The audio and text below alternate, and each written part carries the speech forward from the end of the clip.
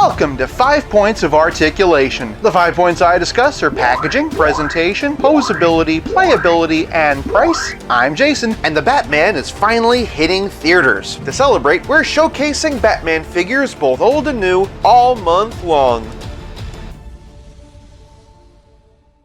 Today, we're taking a look at the new DC Multiverse Future State Batman. Starting off the packaging, and we've got our tried and true DC Multiverse window box. I don't know how much the person who designs these earns, but when 90% of the boxes you design say Batman, I guess it must be pretty easy money. And speaking of money, here's the barcode for those who want to find it for themselves. I will say that I do really like this product shot. A box that I know and love, and am kind of running out of ways to talk about. For packaging, I'm giving Future State Batman 1 whole point. Moving on to presentation, and at the top of his head, Batman comes to just over 7 inches, but to the top of his ears, he comes to 7 1/4. For those who haven't read Future State, this is actually not Bruce Wayne. Bruce has disappeared, but Gotham still needs a Batman, so the mantle has been picked up by Lucius Fox's son, Timothy. His nickname is Jace, which happens to be my dad's nickname for me, so this guy gets my seal of approval. Beyond that, I really love this design and all the details in the figure. Looking around the edges of the chest piece, and you can not only see the stitches, but also all the dings and cracks from battle. I also really like this logo. It kind of evokes the Rebirth design, and yet does feel kind of futuristic. The mask is more of a helmet, and this area kind of reminds me of Robert Pattinson. We get some more dings and cracks on the shoulder pads, and also some really great texturing on the sleeves. The gloves are surprisingly simple for McFarlane, and you'll notice that Jace only has 2 scallops instead of the usual 3. The utility belt feels like a nice combination of different Batman looks. You've got the bright yellow and the capsules, but also some pouches. Not much more to see on the back though. Moving on down, we have more very fine texturing on the thigh pads. I also really like the black underneath. It kind of evokes the trunks without being trunks. Flipping them around, and I'm really impressed by the cape. Zooming in, and not only is there a lot of texture, but you also see a lot of seam lines. This cape looks really real. Whether you're a Tim Fox fan or you just want to add a really cool costume to your collection, Future State Batman is fantastic. For presentation, I'm giving this Batman 1 whole point. Moving on to posability, and his head's on a dumbbell joint, up this much, all the way down, really great tilt, and all the way around. Swivel hinge shoulders raise up, not too much because of the shoulder pads. They also have a tendency of getting stuck under the chest plate. Honestly, the more I futz with it, the more I really don't like these. It's hard to see, but he does have the rotator cuff, bicep swivel, double jointed elbows, and McFarlane wrist balls perfectly hidden by these gloves. Moving to the middle, and he's got a diaphragm joint and a dumbbell waist. He can arch back this much, and hunch over,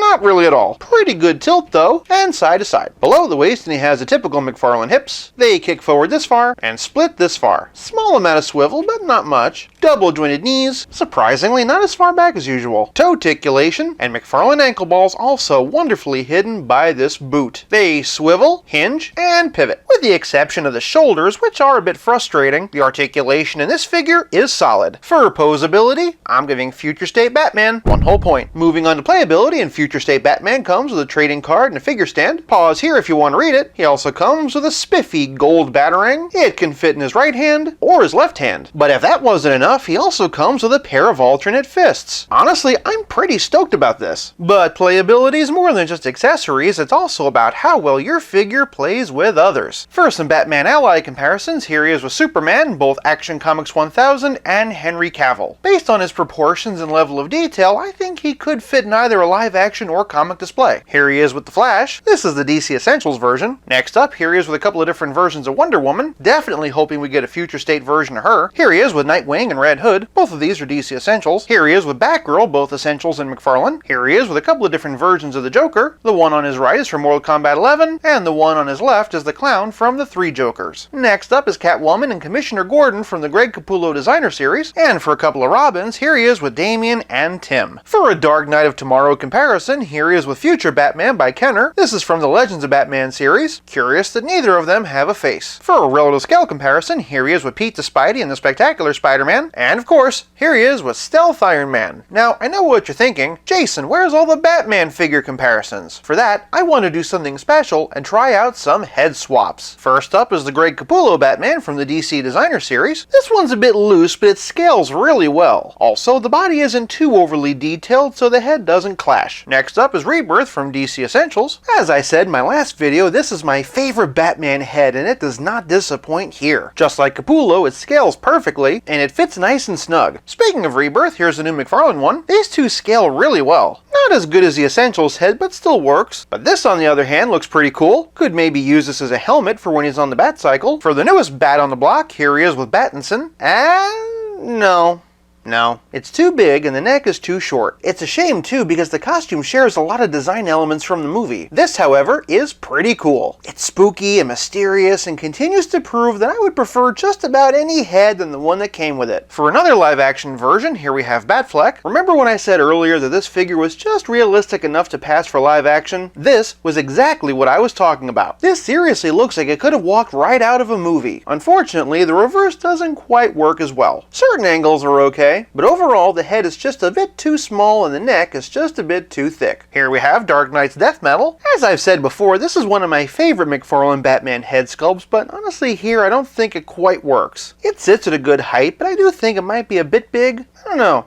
Tell me in the comments what you think. This, on the other hand, is pretty cool. Similar to Rebirth, it kind of looks like a helmet. And lastly, the one that I'm the most curious about, Batman Beyond. Now this is what I'm talking about. Out of all of them, this might just be my favorite. And I'm not gonna lie, this is pretty cool too. This feels like what a realistic Batman Beyond might look like. If you're curious about these ones, the neck joints are too different to swap, but here's what they look like together. That said, there's one more head swap I'm very curious about that has nothing to do with Batman. John Stewart. As of this recording, Green Lantern is the only unmasked African-American character the DC Multiverse has given us so far. And if you just gave him a little bit of facial hair, I think he'd be a pretty good stand-in for Jace. And yeah, this looks awesome. The head fits perfectly. The best part is that with the Endless Winter Wave coming out at the same time, you can get both right now. The versatility of this figure is absolutely through the roof. For playability, I'm giving this Batman 1 whole point. This leaves us with nothing left to discuss but the price. I found this Batman at Walmart for $19.99. An all-new sculpt with alternate fists and a weapon. If this is the state of things to come, the future looks pretty bright. For price, I'm giving Future State Batman 1 whole point for a grand total of 5 out of 5. For more Cape Crusader content, check out this video on the DC Rebirth Batman versus the Batman from the Three Jokers, or check out this review on the new Robert Pattinson Batman. Are you reading Future State, and if so, what do you think of Timothy? Sound off in the comments below. I'll be back again real soon. Same bat time, same bat channel. Until then, play nice and have fun.